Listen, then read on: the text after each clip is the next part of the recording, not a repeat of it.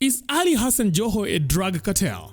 It seems impossible to mention his name without whispers accusing the former governor of Mombasa County of being a notorious drug lord in the region. The US Embassy also stated that Kenya anti-narcotic unit suspected that you were involved in narcotic trade. But where did these rumors originate? Grab your popcorns.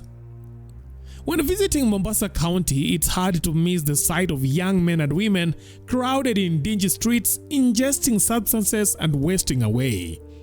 The intoxication is so severe that some resemble zombies from a thriller movie.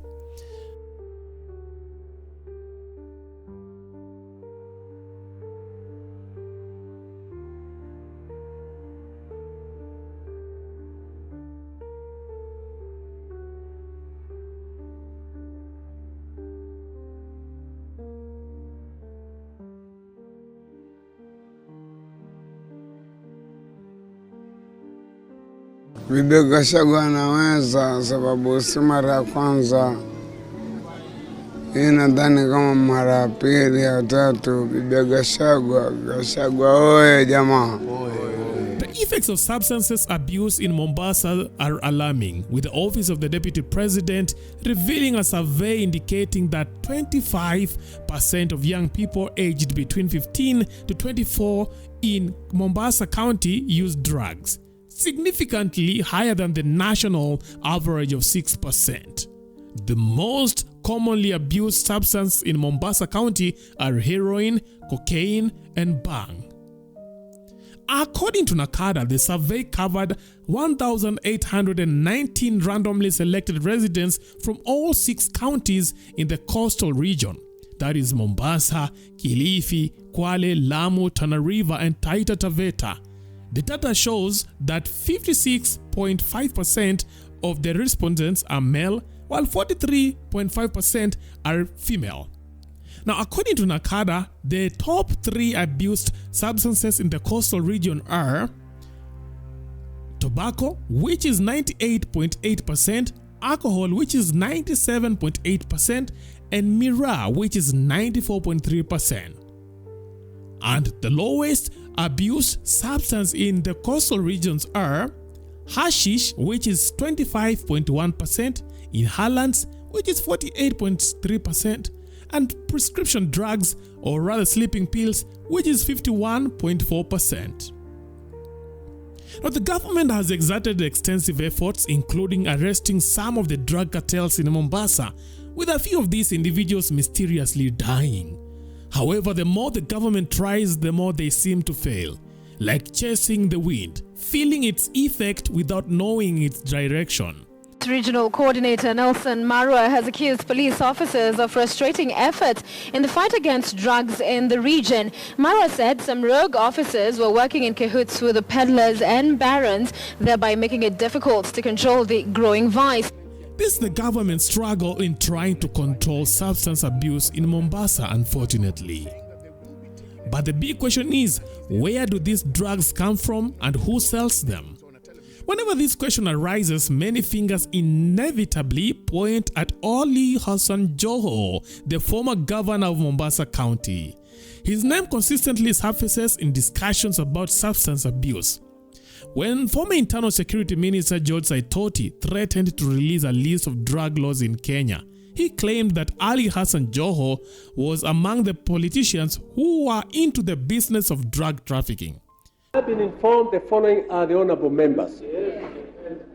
Suspected. Honorable Bubi himself. Yes, Mr. Speaker. That's what there is.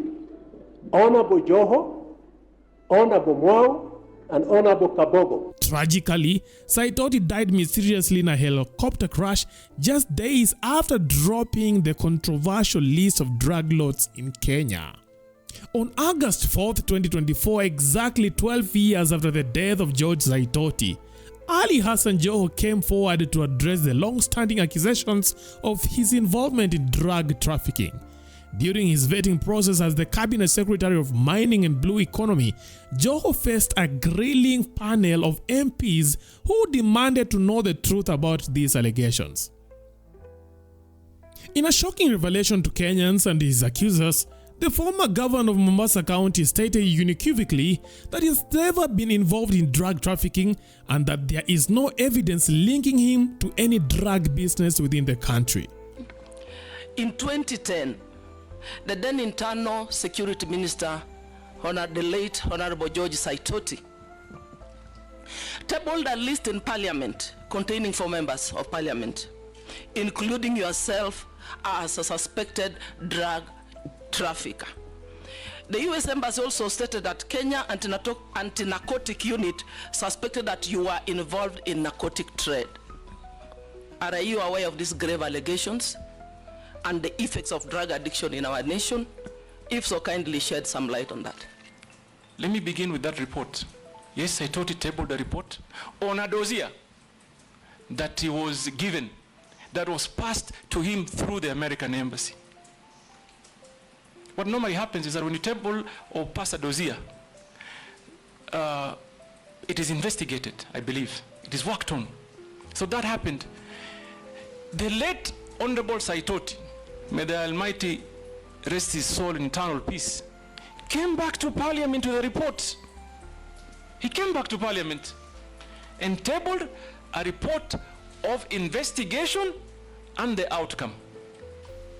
And it was a multi-agency, almost international investigation that clearly stated, and I'm going to only speak for myself, that no iota of evidence was found against me. Mr. Speaker, let me put it this way. I'm not a fool. I come from a family that is blessed with businesses. And I'm thankful to Almighty for what I have. So number 1, that investigation was concluded. Number 2, Honorable Emasi, first term as governor, I was the greatest critic of the Jubilee administration. Had lots of personal altercation. They came after me in businesses, in many fronts. Don't you think for a minute, if I was involved in any illegal activity, I would have survived that regime? They would quickly have used it to like they say, I remember, I'm sorry, Mr. Speaker, just indulge me a minute. I remember at that time, the president came to Mombasa and said, "Tamalizana na huyu." They would have used it. So please, Kenyans, I want to assure you here today that I do clean business. Visible, that can be audited, can be seen, physical, and therefore, please, Mr. Speaker, if anybody talks about a report that was tabled on the dossier, also talk about the report that came after that, that cleared us. And I am particularly interested because first point for me to call and try and interest investors to come, I am planning to go to the United States. They are known for big investments in mining, and it is my plan to go and engage them, interest companies from the same Americans gave you a visa to accompany me as foreign minister to the US. Exactly, Mr. Speaker, just after that. In fact, just after the I went. Immediately after that. And I've been to America many times, and I intend to continue to go to America, because America really, Mr. Speaker, I think we're going to be looking that way to get investors to come and invest, particularly in the areas of mining. So, Mr. Speaker, that matter, again, I hope it comes to permanent closure, because it's all but don't like education, it comes up only when they are seeing an opportunity. But don't be pigeonholed to America. There are even bigger mining countries like Australia. No, in Canada, Australia, others, yes. And even here by the way, Mr. Speaker, I don't know whether you know, I've just found out, in fact just yesterday, that Kenyans have invested heavily in mining in Tanzania. So even here we have them. Are you talking about me? Daud Morogara. Despite his firm denial, many Kenyans remain skeptical. Some netizens argue that a thief will never admit to being a thief and believe that Joho's substantial net worth of 2.3 billion shillings is as a result of drug trafficking activities he continues to deny. Okay. Mr. Speaker, my net worth is 2,361,332,249.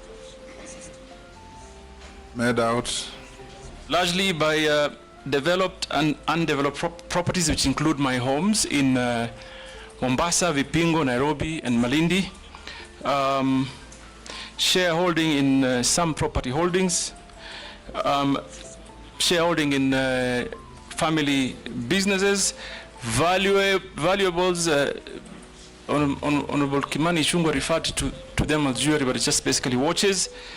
And cash at bank. Okay. We have checked your documents against what we have, and we have found them in order. Some have even nicknamed him Pablo Escobar, the infamous Colombian drug lord. Check out some of the Twitter reactions right here after Joho denied allegations of his involvement in drug trafficking.